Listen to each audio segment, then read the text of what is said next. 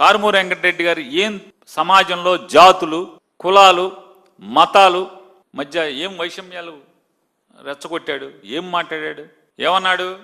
తాడిపత్రి సమీపంలో రైలు పట్టాల పక్కన ఉన్నటువంటి పోలీస్ అధికారి సతీష్ కుమార్ గారి యొక్క మరణం ప్రభుత్వ హత్యేనని అనుమానంగా ఉంది అని చెప్పి మాట్లాడాడు. ఏం తప్పేంటి దాంట్లో? ఎందుకు తప్పు కాదు? దాంట్లో తప్పేంటి? ఎందుకు తప్పు కాదో నేను మిమ్మల్ని ప్రశ్నిస్తాను.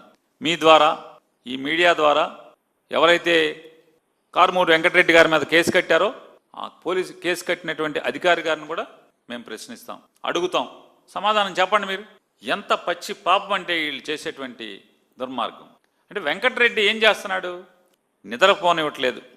కంటి మీద నారా చంద్రబాబు నాయుడికి కానీ వాళ్ళ ప్రభుత్వానికి కానీ ప్రభుత్వంలో ఉన్న వాళ్ళకి కానీ కంటి మీద కునుకు లేకుండా, కునుకు రానివ్వకుండా వాళ్ళ తప్పుల్ని, వాళ్ళ పాపాలని ఎండగడుతున్నటువంటి వైఎస్ఆర్ కాంగ్రెస్ పార్టీ గొంతుగా బతుకుతున్నాడు. అది నేరం. కారుమూరి వెంకటరెడ్డి మీద ఒక కేసు పెట్టి ఆ గొంతు నొక్కుదాం అనుకుంటే ఏమవుతుంది? కారుమూరి వెంకటరెడ్డి ఏమన్నా నువ్వు ఒక కేసు పెడితే 10 కేసులు పెడితే ఆగే రకమా? ఆగితే జగన్ మనిషి ఎందుకు అవుతాడు?